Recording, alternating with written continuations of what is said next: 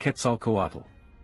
Quetzalcoatl, Quetzalcoatl, class name Rider, Rida, is a Rider class servant summoned by Ritsuka Fujimaru in the Grand Orders of Fate/Grand Order.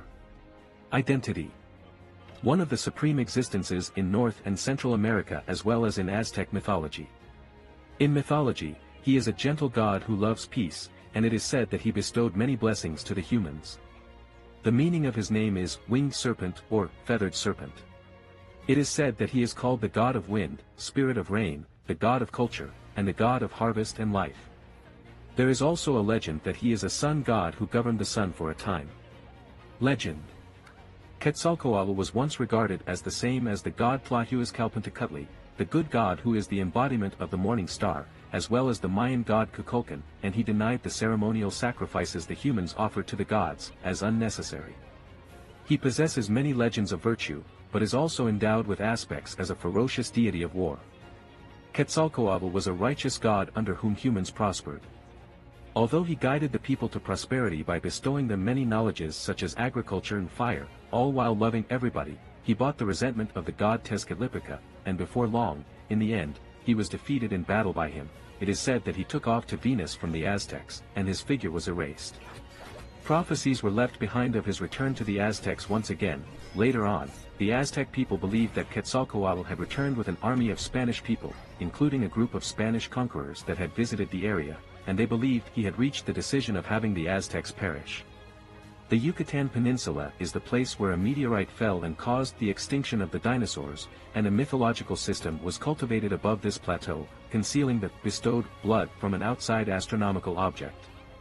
The first-generation Kukulkan, the name of Quetzalcoatl in Mayan civilization, was an existence that possessed elements, bacteria and microorganisms, of this outside astronomical object, or so it was told. This backstory is closely matched with Altera's, and yet, it was a visitor from the universe more ancient than Altera. However, there is a discrepancy where Altera was an invader while Kukulkan was a being adrift in space. The deities of South America returned to the jungles of their land and shut down their activities, but they dreamt of the development of humanity. Humanity is still irrational now, but in the distant future, they will have autonomy, they will have competition with each other, and finally, they will become a species prospering far and wide, plentifully, abundantly, and persistently, and these kinds of deities that arrived by being imported from the outside have slept, dreaming of humanity becoming that prosperous species. Those are the deities of South America in the Fate universe. Personality. A god of peace and tranquility. Now, Quetzalcoatl is an enigmatic elder sister who is addicted to lucha libre. A gentle god who guided to prosperity and with affection, the lovely humans. A gentle god with a famous legend. Basically, human beings are the subjects she watches over in the near future, and whether they are people who points their blades or whether they are people who believes in themselves, she thinks about how one should not kill thoughtlessly. A bright optimist. However, a faithful optimist as well. She surely has a smiling face that makes the sun apparent in the hearts of men, and that she surely believes in opening up a path to a happy era, not letting that brightness be extinguished no matter what kind of crisis there is. An elder sister with a very big-hearted spirit, a broad-mindedness that is like the earth, and a bright and passionate disposition that is like the sun. Nonetheless, her thought criteria and the scale of her existence is that of a god's. Quetzalcoatl cannot capture everything on the same scale of a human being's, and may even sometimes pass a cruel and brutal judgment as a result. She is without mercy to opponents considered a disaster or a foreign enemy, displaying a terrifying facial expression. For most things, Quetzalcoatl endorses communication and prosperity with a smiling face, saying that, "It is wonderful everybody's finii," so this elder sister is happy, but she becomes displeased when talking about alcohol and Tezcatlipoca. This person deeply regrets that she was defeated in the battle with Tezcatlipoca, while simultaneously, she feels a lot of resentment as a result. Rather saying that she's angry at Tezcatlipoca, she becomes sullen towards her powerlessness in defeating Tezcatlipoca, who is the spider, and that jaguar deity. Regarding alcohol, it is the biggest reason why she was defeated in the battle against the former evil god, and although she wants no more, she drinks without thinking in order to encourage herself, even now. Only a small bit will get her drunk, and she will state what she really thinks with her bad self, and then, she becomes unconscious, having no recollection of it. The particulars on how Quetzalcoatl got addicted to lucha libre, professional wrestling, is quite simple. She ended up seeing lucha libre during a time when she was summoned into some age, and that overwhelming shock since then made a very strong impression even on her main body sitting on the seat of gods, or so it seems. So, it's the body. Something like using weapons to occasionally kill each other, that should be avoided to the utmost care. Even during times of discussion, lucha is the most suitable answer. Quetzalcoatl. Her favorite luchador is Mystico. As a god of wind, and as a god of the morning star, Quetzalcoatl observed the luchadoras in the case of women, flying freely as if they have wings, and she was deeply moved, shedding tears of gratitude, before having experienced then the distant future, or something like that. Thereafter, her fondness for diligence and her characteristic curiosity turned into her fortune, and she became a luchadora just like that, acquiring a persona of a professional wrestling enthusiast that is unprecedented even among the goddesses. During the moment where Quetzalcoatl is summoned as a servant, she views something sprouting in the master, and then becomes deeply moved. Basically, she is the master's favorite servant. However, she does not love the master in the meaning of the broader sense, but she loves the growth of this seed called mankind that is being nurtured within this master. Usually, Quetzalcoatl has a feminine tone that is graceful and polite, more or less composed. However, when she encounters something that makes her a little happy, there is a sudden rise in tension within her, and while still like that, she has difficulties in pronunciation, becoming like a pseudo-foreigner in her speech. Her favorite phrase in the moments of agitating her opponent is Yucatan. Seen as free and uncontrolled, Quetzalcoatl is a goddess full of kind-hearted intelligence. She hates sacrificial ceremonies and loves mankind. She knows the lucha libre, professional wrestling, of Central and South America by materializing, and she is receiving a great influence from this. Abilities. Quetzalcoatl is one of the supreme existences in Aztec mythology and a chief god-caliber divine spirit. Being a true goddess, Quetzalcoatl is the highest-ranking divine spirit there is. As such, she is stated multiple times to be the strongest member of the three-goddess alliance, far surpassing Ishtar, who had manifested as a pseudo-servant, and Gorgon, who possessed the authority of Tiamat and had used the Holy Grail to become a goddess. Quetzalcoatl boasts a large magical energy signal, and after having witnessed her levels of divinity, Jaguar Man seems to be nothing more than a paper tiger in comparison. Despite giving off overwhelming power, she claims that even if both Ishtar and herself had their full-powered authorities and the help of any other powers left in Mesopotamia, they wouldn't be able to unleash Tiamat. While she wouldn't normally get summoned, she appears in the Babylonia singularity due to the chain summoning reacting to Gorgon achieving godhood. Quetzalcoatl has the qualifications to be summoned under the Avenger class. However, she doesn't display any thirst for revenge and violence due to her wanting to have fun. As such, she usually fights with a playful attitude, and since she considers that dropping the sun to burn it all would be boring. Should she lose her cool, she'd become a cold-hearted machine. Kingu believes that her alone would be enough for taking the world and becoming an avatar of slaughter. Combat. One of Quetzalcoatl's most impressive assets is her physical strength, as shown when she annihilated Uruk's south gate with her bare hands and causing an earthquake. Furthermore, she is also capable of using and even throwing the axe of Marduk, a divine weapon the weight of Eridu, 30 kilometers away to destroy Tiamat's temple. Her scream can also be heard from that distance. Having such raw power, Quetzalcoatl is more than capable of fighting multiple servants at once. Even the combined efforts of Ishtar, Jaguar Man, Anna, Mash, and Merlin are only able to keep her busy for 2 or 3 minutes. Ishtar and Jaguar Man would only be able to block her charge one time. She has also been shown fighting on par with Kingu without relying on any of her trump cards. Most impressive, considering Gilgamesh claimed they may have been even stronger than the original Enkidu, a heroic spirit whose combat strength is roughly the same as that of Gilgamesh during his prime. In the anime she also displayed high resistance to the chains of heaven, though considering her high divinity, it most likely means that her strength and power are so high that they outclass the chain's durability even when it is increased in response to her divinity. After having her divinity reduced over half as a result of breaking her contract with the Three-Goddess Alliance by destroying Tiamat's temple, she is still a formidable opponent capable of destroying Lamu and blackened Ushiwakamaru's clones alongside Mash. Quetzalcoatl states that she doesn't need to hold back while facing Summer St. Martha in a brawl. However, she notes that she has sealed away her lave moves. After all, jumping moves are what makes Lucha Libre so great. Martha states she won't hold back and that she will even use her Tarrasque. After they fight for a while, Sherlock Holmes states that it has turned into quite an intense brawl where Martha seems to have landed more punches. On the other hand, Ritsuka Fujimaru claims that Quetzalcoatl isn't backing down either. Being unable to bring the fight to an end with regular attacks, Martha decides to use her trump card, Jacob's Perishing Fist. Should it hit Quetzalcoatl head-on, there would be consequences for both parties. In fact, Martha claims that it would be powerful enough to shoot Quetzalcoatl's jaw all the way to Marseille. For a moment, Quetzalcoatl believed she was going to pass out and that Martha wouldn't have stopped even if she kicked her stomach. Because Quetzalcoatl didn't seem to try to dodge the punch, Martha flinched a little, allowing the former to counter the attack with a mere evasive maneuver. The instant the fist touched Quetzalcoatl's face, she turned her head to avoid injury. Of course, it is easier said than done, and Holmes regards it as a miraculous feat. After that, Quetzalcoatl was forced to use the lave she had sealed off to win the fight, restraining Martha with an arm lock. Quetzalcoatl says that if Martha hadn't stopped herself, then the outcome of the fight would be uncertain.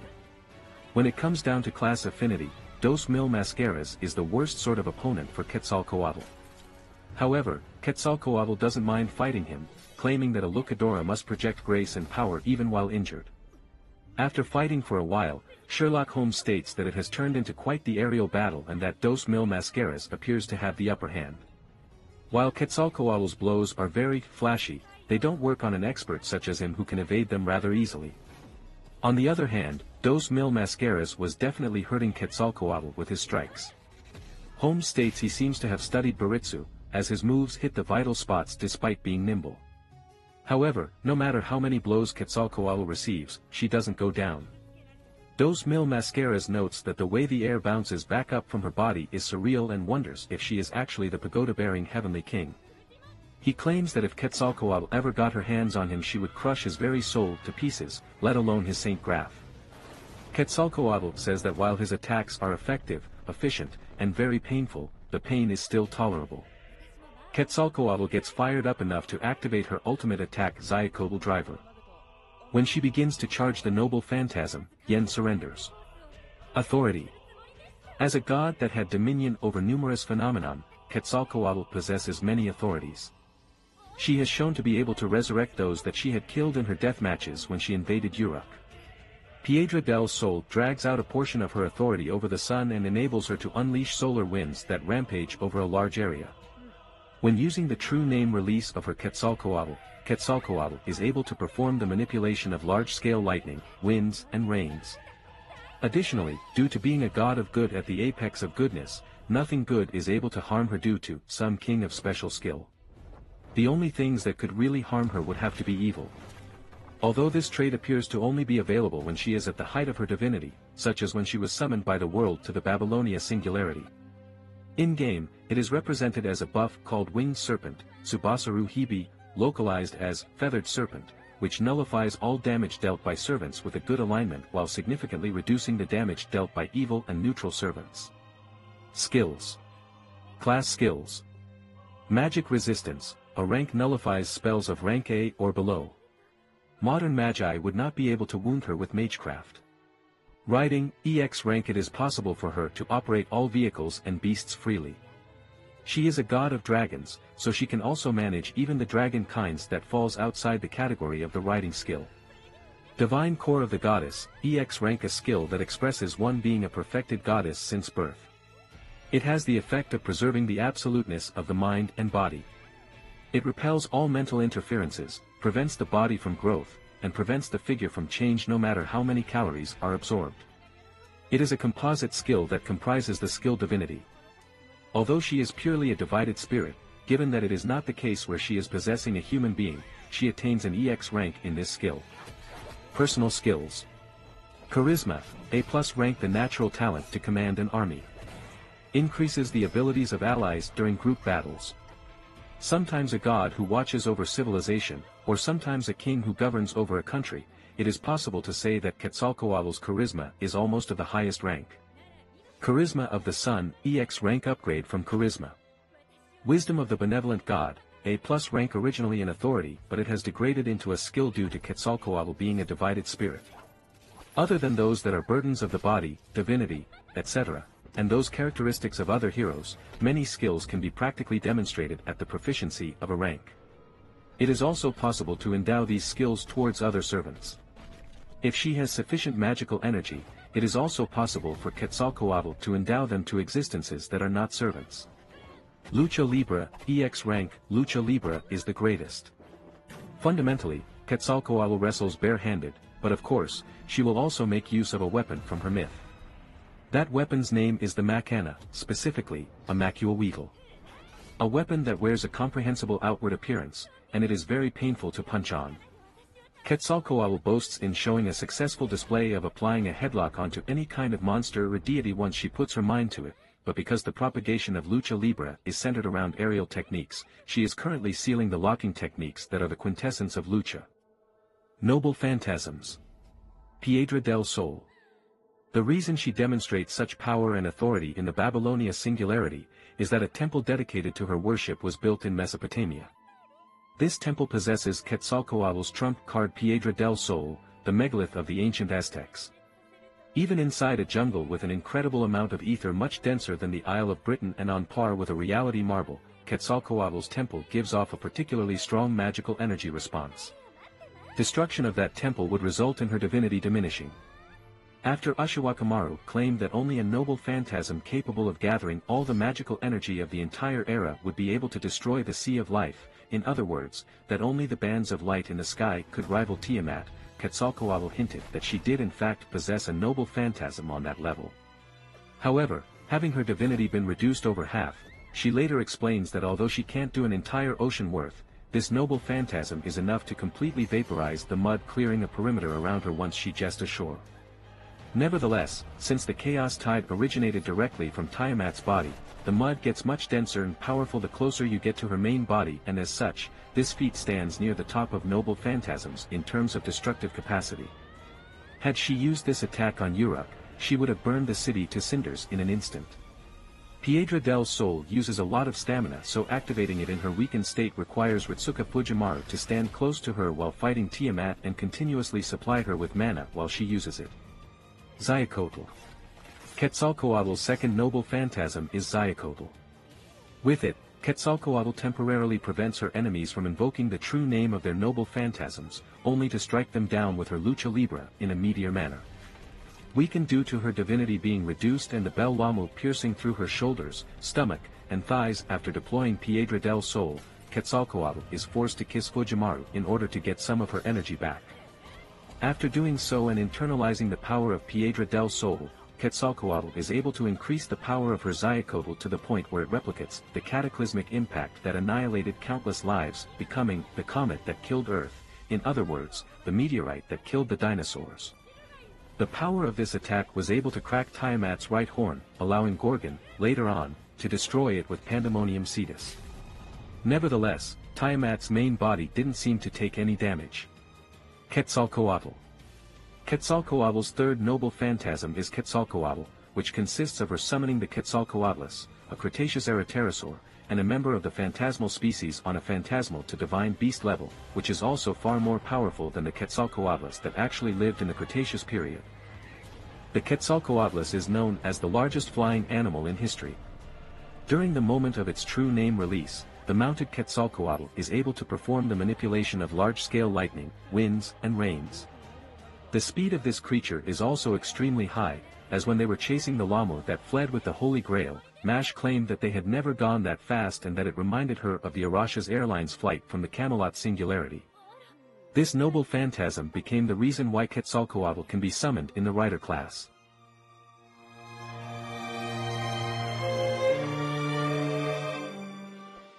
If you like this content, don't forget to like and subscribe. See you later, bye bye.